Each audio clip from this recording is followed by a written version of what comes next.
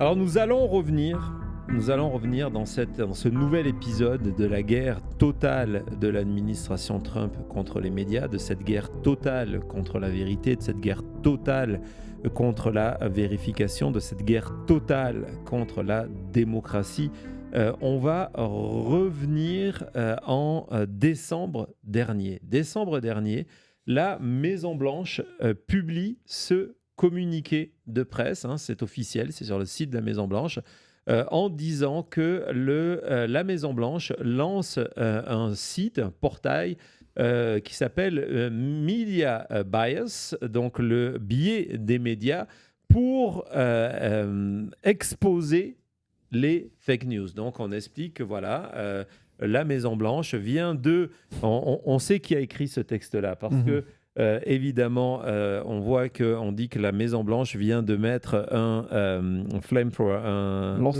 lance-flamme sur les fake news en créant une nouvelle database d'ennemis, ce qu'on va voir, on va avancer dans l'article, d'ennemis du peuple, donc une liste de journalistes dangereux. C'était au mois de décembre. Donc, on va passer à travers, je vous ai mis un échantillon de la presse. On a à la fois de la presse régionale, donc voilà, en expliquant que c'est pour augmenter cette guerre.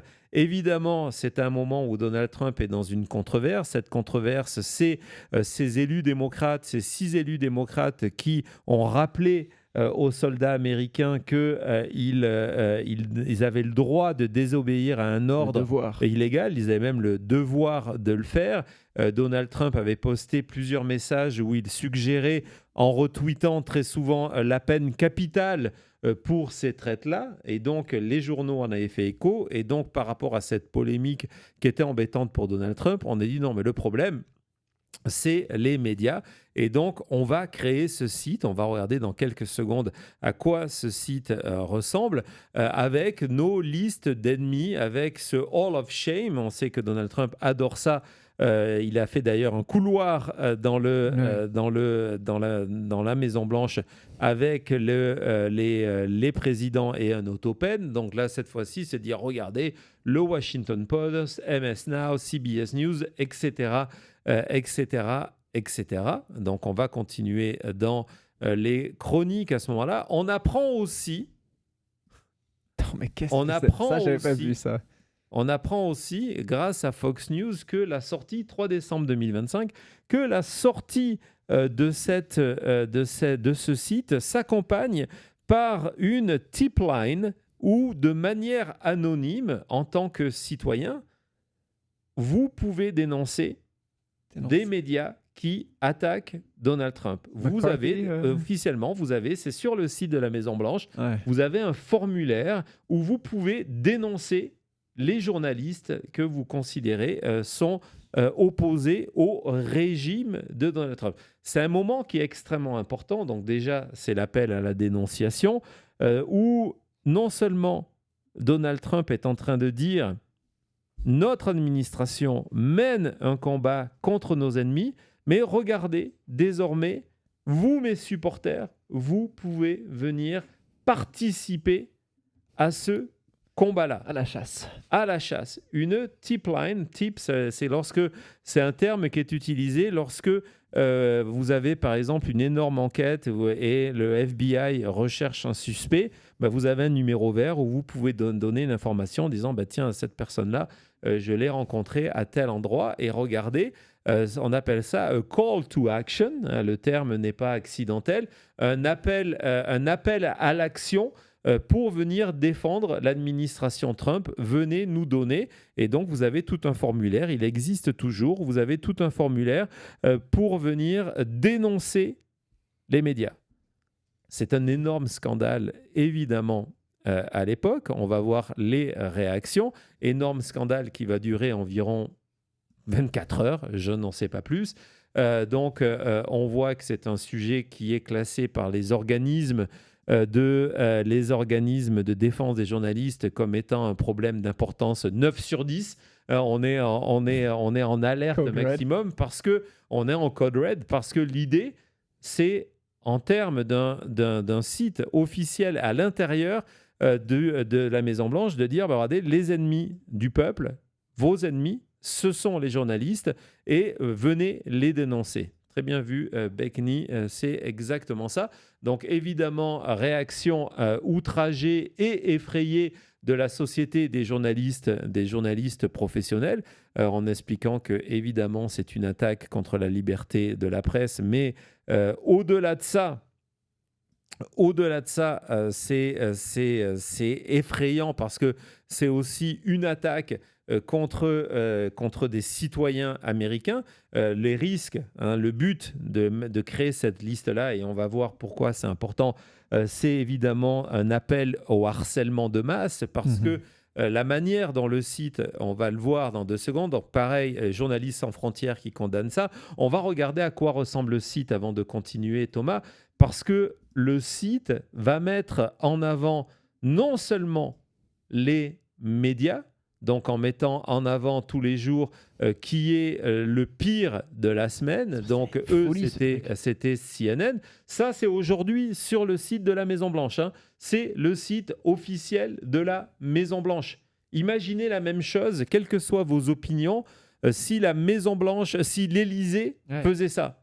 Si l'Élysée faisait ça. Misleading, c'est quasiment de leur traiter de menteur, quoi. De dire, voilà, vous êtes le menteur de la semaine, exposed, on vous a dénoncé, voilà.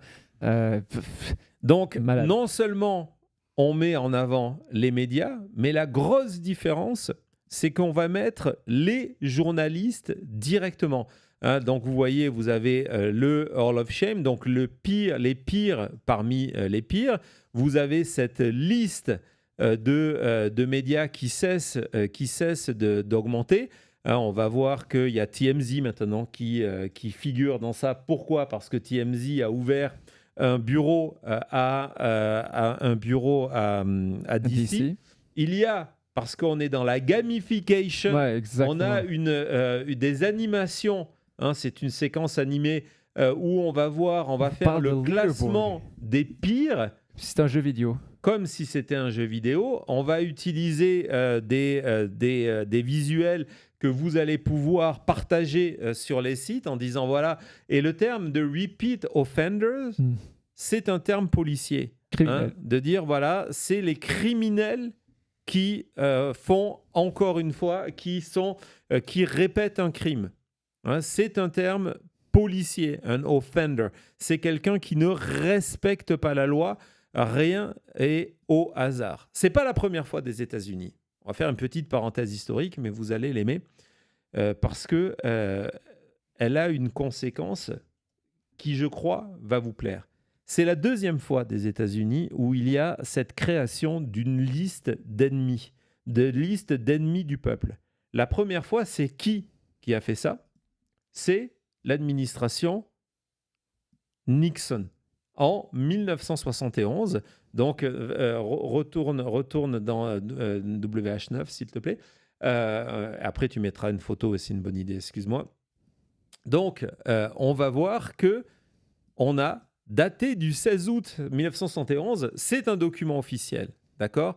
C'est un document, un mémorandum confidentiel qui a été rendu public dans le cadre de l'enquête sur le Watergate, parce qu'il y a eu un acte de courage d'un des membres de l'administration Trump, j'allais dire l'administration Nixon, qui a osé parler. Et donc, on voit que ce mémorandum, qui précède une liste de 20 noms, on a commencé par 20 noms, vous allez voir, on est allé plus loin, explique de qu'est-ce qu'on peut faire pour gérer les ennemis de notre administration, nos ennemis politiques. Regardez cette dernière phrase du premier paragraphe qui dit, voilà, de manière très claire, comment on peut utiliser la machine fédérale, et entre autres, l'idée, c'était d'utiliser les impôts. Les armes du gouvernement. Les armes du gouvernement pour venir détruire... screw est un terme vulgaire, dire baiser nos ennemis politiques. Et donc là, il y a toute la liste sur 2 pages. À l'époque, l'administration Nixon mettait tout ça par écrit. J'imagine que du côté de Donald Trump, on a appris à ne plus faire ce genre d'erreur en disant tout ce qu'on pouvait faire pour empêcher, pour faire payer les journalistes, pour créer cette censure par anticipation, pour faire peur, pour faire payer. Peu à peu, cette liste, on va la voir, a été augmentée. Et on est arrivé au moment où on s'est retrouvé avec près de 200 noms. Donc Nixon, si tu peux revenir dans l'article, près de 200 noms et vous allez voir, ces noms sont extrêmement intéressants. 200 noms qui vont, les politiques, des journalistes, des célébrités, des syndicalistes, des activistes, donc des membres d'associations qui étaient opposés à Nixon, des watchdogs qui sont ces groupes, vous savez, qui aujourd'hui, on vous a présenté la semaine dernière, par exemple, l'enquête sur la corruption de Trump, c'est une ONG qui a fait ça. Évidemment, des universitaires et des hommes d'affaires. C'est la liste d'aujourd'hui des ennemis de Donald Trump. Si tu peux avancer dans l'article, donc vous voyez, et cette liste, pourquoi c'est intéressant, c'est qu'une fois que l'information de cette liste est devenue publique, elle a été utilisée comme deuxième article pour l'impeachment en juillet 1974 de Nixon. Vous savez qu'il a démissionné juste avant d'être destitué, mais en tout cas, cette liste-là, ce qu'est en train de faire Donald Trump, a été utilisée pour impeach Nixon, en disant que parmi les points qui étaient absolument illégaux dans cette liste, c'était d'utiliser les informations tax information pour attaquer des citoyens. C'est exactement ce que Bill Pulte, on en a parlé il y a quelques jours dans notre émission d'élection, a fait dans le bureau en charge des crédits immobiliers et que Bill Pulte va faire à la DNI. C'est des actes qui sont en mesure de lancer une procédure d'impeachment. Donald Trump est à quelques jours, peut-être quelques semaines, de commettre des actes qui justifient une destitution. Donc, gardez ça en tête dans ce qu'on va voir en continuant notre enquête. Donc, vous voyez, plus de 200 personnes, 50 journalistes, des célébrités d'Hollywood, des professeurs d'université. Tout ce qui s'opposait à Nixon s'est retrouvé dans cette espèce de liste rêvée de personnes à qui faire payer. La dernière fois qu'il y a une liste qui a été publiée, je vous rappelle, c'est Kash Patel qui l'a fait. Kash Patel avait fait cette liste des ennemis en disant dès qu'on sera au pouvoir, on va prendre cette liste-là et on va leur faire payer, comme Nixon en 71. Alors, on va regarder le document original. Regardez, il y avait les 20 noms. Et juste pour la petite histoire, parce qu'elle est intéressante, on va aller sur la deuxième. Vous voyez que vous avez en 17e position, ouais, c'est ça, vous avez Daniel Shore, qui est un journaliste de Columbia Broadcasting System, CBS. C'est lui qui présentait les informations du soir. Et lorsque l'existence de ce document a été évoquée lors d'une enquête du Congrès, comme quoi les enquêtes sont absolument utiles, ils ont réussi à CBS, donc on ne connaissait pas les noms, à récupérer, et donc il y a une séquence en direct qui est complètement folle, où on récupère cette liste-là. Le présentateur qui l'a en main, il vient de la voir, c'est Daniel Shore. Et il dit, voilà, on va lire en direct les noms qu'il y a dessus. Donc il lit le mémo, et puis numéro 1, numéro 2, numéro 3, et en arrivant en numéro 18, il s'arrête, il dit, ça c'est moi. Donc il est dessus. La grosse différence, et avant de rentrer dans la dimension maintenant média, je veux qu'on termine sur ça, sur cette partie, sur cette liste et les médias mainstream. La grosse différence entre 1971 et 2026 est celle-là. Tout à l'heure, je vous ai montré l'article, par exemple, de Fox News qui relatait l'existence de ce site où ce que Nixon faisait secrètement en mémo est désormais public. La grosse différence, elle est là. C'est la première. La deuxième énorme différence, c'est que à l'époque, lorsque il y a cette révélation, les médias pro-Nixon, tout de suite, montent au créneau. Pas pour défendre Nixon, pour défendre les journalistes, en disant que cet acte-là de journaliste, c'est le signe d'une dérive fasciste, c'est le terme qui est utilisé. On parle de crypto-fascisme de la part de Nixon. Les mots les plus durs contre Nixon, à ce moment-là, viennent de la droite américaine, qui disent que ça justifie que Nixon soit impeach et ne soit plus président des États-Unis. Ça, c'est en 71.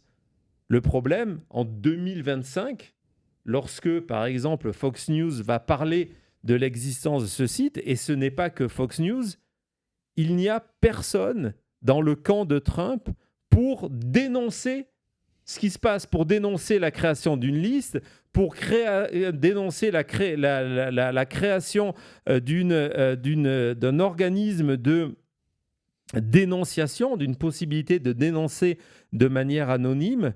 Il n'y a rien. Et c'est l'énorme différence. On est rentré dans un monde où on a oublié, il y a évidemment quelques exceptions, heureusement, on a oublié que nous ne sommes pas là en train de regarder un match de foot ou un match de basket où, quoi qu'il arrive, quoi qu'il se passe, on défend l'action de notre camp.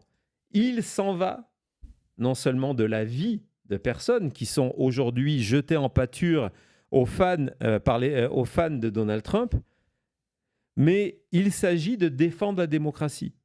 Et aujourd'hui, plus personne dans le camp de Donald Trump n'a ce courage-là. Et c'est l'énorme différence en 71. En 71, on était révolté dans le camp de Nixon par cette révélation. Aujourd'hui, je suis allé revoir les tweets qui ont été publiés en décembre dernier. On est amusé par ce trolling fait par la Maison-Blanche. Donc ça, vraiment, c'est important. Ouais, tu veux dire quelque chose ? Vas-y. Non ? Non, vas-y. Ok, non, je t'en prie, parce que là, je vais tourner cette page et je vais passer à la reste. Non, ok. Non, vas-y. Donc, gardez en tête cette différence-là. C'est que oui, il y a une guerre totale contre les médias. Oui, il y a des moments d'espoir et de résistance. Oui, il y a ces perspectives de se dire ce sont des actes qui peuvent causer une destitution de Donald Trump, mais où sont les Tucker Carlson? Où sont les Sean Hannity? Où sont les Lara Trump pour expliquer qu'à travers ces attaques, c'est les attaques sur une profession, et à travers cette attaque sur une profession, c'est une attaque sur la démocratie américaine, et que oui, cette liste, ce site internet, cet appel à la dénonciation, c'est du crypto-fascisme. Rien, le silence.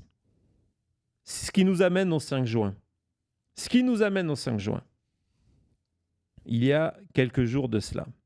Parce que, regardez, on va commencer par ces deux statistiques qui viennent de Pew Research sur la réalité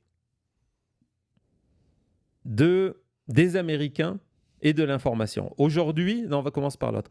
Aujourd'hui, l'âge médian d'un Américain, c'est 47 ans. Et donc, regardez cette enquête qui a été faite par Pew Research sur l'âge des Américains qui regardent tel ou tel programme. Vous voyez qu'aujourd'hui, l'âge moyen des spectateurs des émissions mainstream, dont 60 Minutes, dont on a parlé tout à l'heure, c'est 58 ans. D'ailleurs, ce qui est intéressant, c'est de voir qu'aujourd'hui, les spectateurs les plus âgés sont ceux qui regardent uniquement de la propagande pro-Trump, d'extrême droite, Newsmax et Breitbart. Ou Tucker Carlson. Pardon ? Tucker Carlson. Ou Tucker Carlson, ce sont des gens qui sont extrêmement âgés. Mais ce qui intéresse Trump, c'est de se dire, quand on regarde le premier, à part les médias qui sont en langue espagnole, on se rend compte que c'est le Daily Wire, c'est l'âge moyen est à 42 ans. Donc, que regarde, il n'y a personne au-dessus de 40 ans dans cette liste-là, que regardent les spectateurs qui ont 15, 20, 25 et 30 ans. Déjà, ce dont on va se rendre compte, c'est que la plupart du temps, ces spectateurs-là ne s'informent plus. Regardez, il y a un adulte sur 5 qui a des informations, mais ces informations-là ne viennent pas de médias traditionnels. Ce qui veut dire que, on le sait, on l'a vu en 2024, qu'aujourd'hui, il y a toute une génération qui s'informe ou qui consomme de la news, je ne sais même pas si on peut parler d'information, qui consomme de la news via TikTok, via Facebook, pour certains, via Instagram et via YouTube. Ce qui a été extrêmement utile, on s'en souvient, à Donald Trump en 2024 pour venir parler avec ses électeurs, les électeurs potentiels qui d'ailleurs ne votaient plus pour la plupart et qui sont allés voter en masse pour Donald Trump. S'il n'y a pas cet électorat-là qui se déplace, encore une fois, qui eux ne regardent plus les médias traditionnels, qui eux ne regardent pas Fox News parce qu'ils ont compris que Fox News, c'était pas leur âge, mais qui écoutent des podcasts et qui sont sur Instagram et qui sont sur TikTok, Donald Trump ne gagne pas l'élection en 2024. Et donc, aujourd'hui, alors que l'élection s'approche, on se rend compte qu'il y a un véritable problème. Ce véritable problème, c'est que aujourd'hui, c'est bien, lorsqu'on est Donald Trump, c'est bien de s'attaquer à CNN, NBC, etc., mais c'est un combat d'hier. Aujourd'hui, il faut s'attaquer aux médias indépendants, où qu'ils soient. Sur X, certains, mais principalement sur YouTube. Et donc, le 5 juin dernier, il y a 3 jours, il y a une nouvelle section qui a été ajoutée à ce site sur la Maison-Blanche qui va lister, vas-y Thomas, il va vous le montrer, regardez, on est sur le site officiel, qui va lister parmi les media offenders, encore une fois, ce terme judiciaire, ce qu'ils appellent les influenceurs de gauche. Les influenceurs de gauche. Et donc, on va mettre en pâture, sur le même principe de harcèlement de masse, on va mettre désormais en avant ces médias qui ont compris, ces journalistes qui ont compris qu'aujourd'hui, pour venir parler à une partie des Américains, on était mieux sur YouTube que sur MS Now. On va continuer dans l'exploration et vous allez voir combien ça nous... évidemment, tout ça nous concerne. Donc, on voit qu'il y a désormais, en disant non, ce n'est pas la normalité, parce qu'en plus, on est dans un site qui est payé par les contribuables américains. C'est le site de la Maison-Blanche. Ce n'est pas un site du Parti républicain. Ce n'est pas un site du candidat Trump. C'est le site White House. White House, où on va mettre en avant des médias indépendants, dont certains, depuis l'arrivée de Donald Trump au pouvoir, grâce à des discussions avec des avocats et des politiques, disent « Attention, on va être les prochains sur la liste. » Ce n'est pas une nouveauté, ce n'est pas un choc, ou alors vous ne suiviez pas l'actualité. Mais c'est devenu, 5 juin, les élections sont le 3 novembre, on voit cette proximité de calendrier, c'est devenu désormais une priorité affichée de la part de l'administration Trump. On continue dans le papier.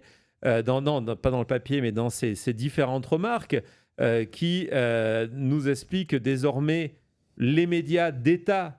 Hein, c'est une dictature, c'est le principe d'un gouvernement, quel qu'il soit, autoritaire. On a vu la même chose en Hongrie, on a vu la même chose en Russie avec Poutine, exactement comme je vous le disais il y a quelques jours, en disant voilà, la presse indépendante devient l'ennemi, les journalistes sont listés par nom sur une plateforme officielle du gouvernement.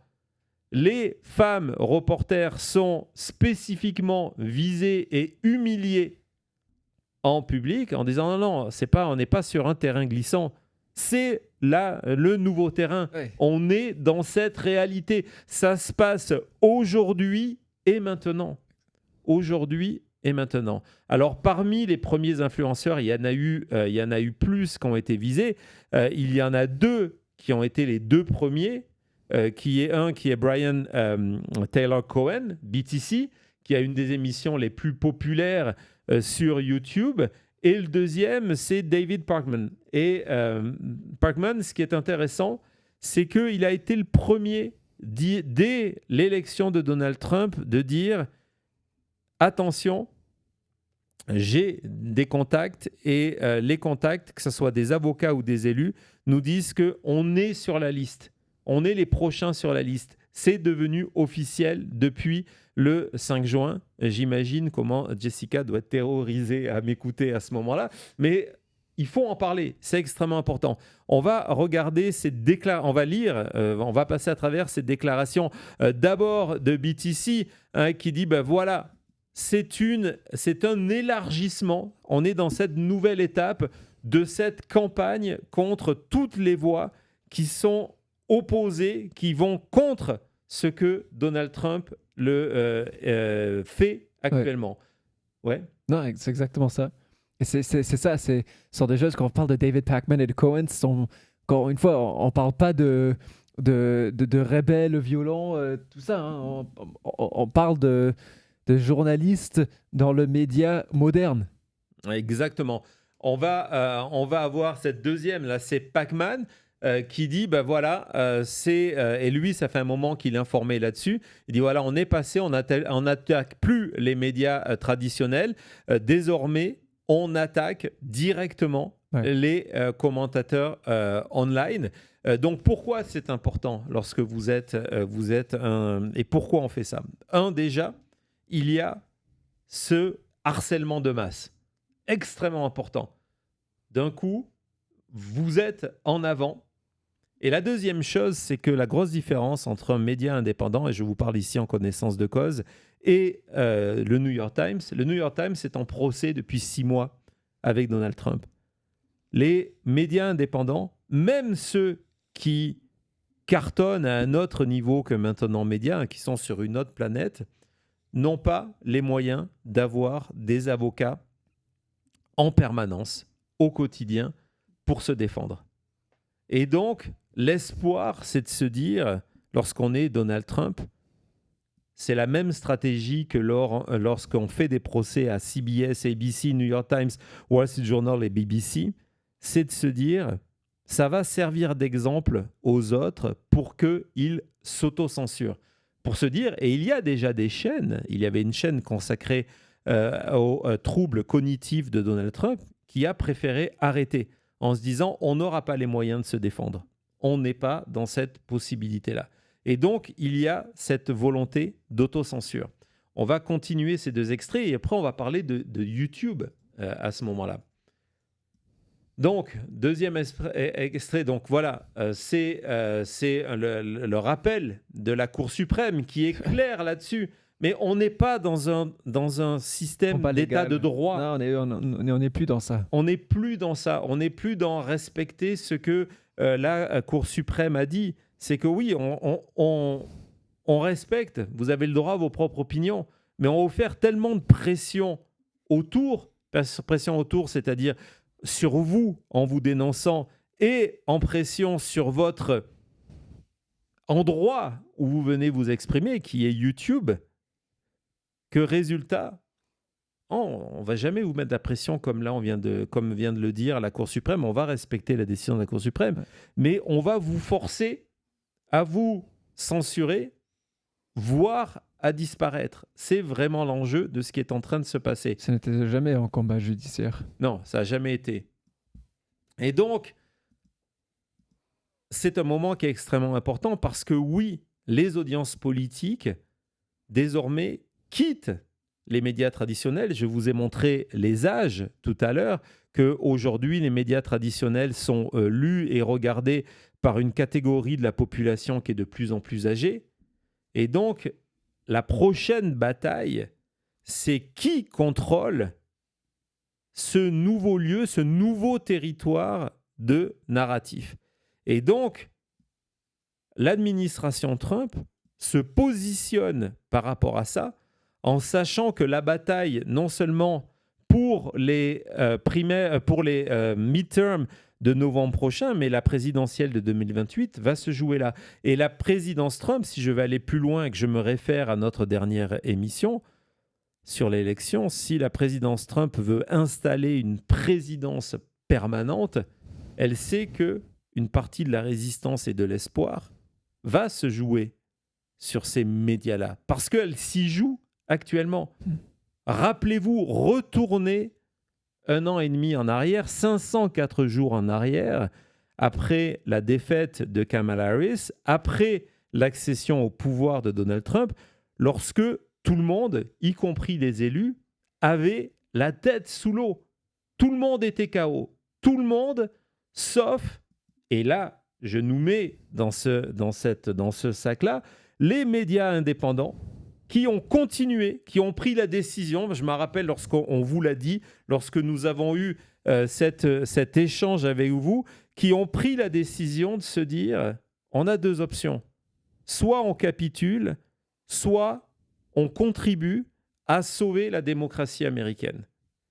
Et avant les élus démocrates, avant les associations, avant les syndicalistes, avant les républicains pro-démocratie, il y en a, ne les oublions pas, avant les médias, avant les coups de colère de Christine Walker, avant la démission de Scott Pelley, accompagnée des révélations sur le travail de Barry Weiss à la tête de CBS, ce sont les médias indépendants qui ont repris les premiers ce flambeau. Et c'est d'ailleurs pour ça qu'ils ont attiré vers eux des millions de spectateurs pour devenir aujourd'hui une menace.